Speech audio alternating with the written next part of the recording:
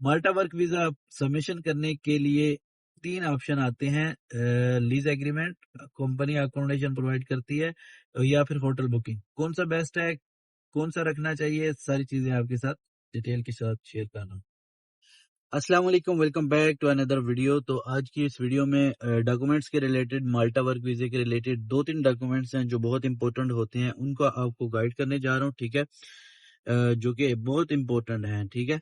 और साथ में उनकी डिटेल भी बताऊंगा, एक्सपेंस भी बताऊंगा, कैसे होता है क्या होता है, तो वो भी आपके साथ सारा शेयर करूंगा। तो वीडियो को शुरू करने से पहले जिन भाइयों ने अभी तक चैनल को सब्सक्राइब नहीं किया, जल्दी से चैनल को सब्सक्राइब कर लो, साथ में बेल आइकन का बटन जरूर दबा दो।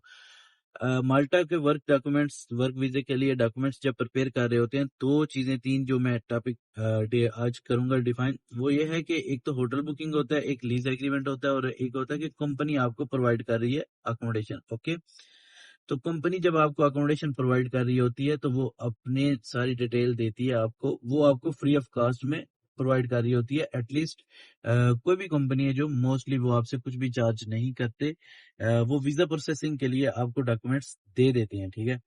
साथ ही क्या होता है, अगर वो कंपनी आपको अकोमोडेशन नहीं प्रोवाइड करती, फिर आपको अकोमोडेशन के लिए लीज एग्रीमेंट का ऑप्शन आता है, या फिर आपको आता है होटल बुकिंग का, ठीक है।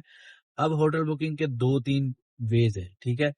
और लीज एग्रीमेंट का भी बताता हूँ। एक जस्ट नॉर्मल आपने लीज एग्रीमेंट किसी भी मल्टीज से ले लेना है, ठीक है, जिसपे आप ट्रस्ट करें, ठीक है। वो कास्ट करता है, किसी को 100 यूरो का मिल रहा है, 150 का मिल रहा है, मतलब मैक्सिमम 400 यूरो, 450 यूरो तक जा रहा है, ठीक है।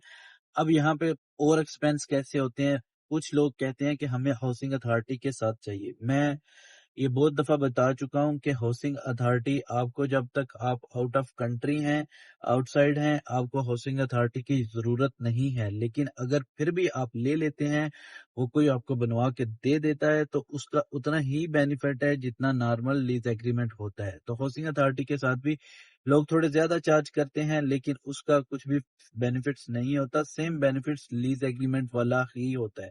दोनों सूरतों में क्या होता है कि काफी पैसे लग जाते हैं, क्योंकि 400 यूरो या तो 200 यूरो या जितने का भी आपको मिलता है, ठीक है। अगर ये तो आपको लीगली मिल रहा है तो आपके कोई इशू नहीं है। लेकिन अगर आप, ये मैं जो क्यों वीडियो बना रहा हूँ, ये यहाँ पे मेन मकसद है। अगर आप किसी भी लेते हैं ना, अपने दोस्त से ले लिया, इंडियन हो गया, पाकिस्तानी हो गया, बांग्लादेश का हो गया, इनसे ले लिया। अब होता कुछ यूं है कि ये आप इनसे ले लेते हैं, लेकिन ये क्या करते हैं, आपको टेम्परेरी उस वक्त देते हैं, जब आप सबमिशन कर देते हैं, पीछे से कैंसिल कर देते हैं, ठीक है। अब कैंसिल हो गया तो उसकी वैल्यू जीरो हो जाती है, और वीजा आपका रिजेक्ट होने के चांसेस बहुत ज्यादा हो जाते हैं, क्योंकि एक चीज आपने प्रोवाइड की, वो वैलिडिटी उसकी खत्म होगी, एक उसका अपना आप ही खत्म हो गया, तो आपका वीजा रिजेक्ट होने के चांसेस बहुत ज्यादा हैं। तो कोशिश करें, या तो आप प्रॉपर किसी रियल एस्टेट एजेंट से लें जो काम यही करते हो, प्रॉपर्टी वगैरह का या जो भी अकोमोडेशन वगैरह का, तो आपको कोई भी इशू नहीं होगा, ठीक है। अगर आप ये अफोर्ड नहीं कर सकते और आपको इसमें डाउट नजर आ रहा है और आपका कोई भी बंदा जानने वाला नहीं है, फिर आपका पास ऑप्शन आता है होटल बुकिंग का। होटल बुकिंग का भी कुछ ग्रुप्स हैं जो माल्टा में कहते हैं कि अगर आप booking.com से कर रहे हैं, वहां कोई भी generate ID, booking ID generate नहीं होती, हालांकि होती है, लेकिन वो कहते हैं कि आपने पे किया होना चाहिए। पे करेंगे तो आपको काफी कॉस्ट करेगा, अगर वीजा रिजेक्ट हो गया तो ये पैसे जाया हो जाएंगे, क्योंकि कुछ प्री पेमेंट होती हैं वो करनी पड़ती हैं अगर आप, और कुछ होटल जो होते हैं वो जाके उधर जाके पे करना पड़ता है।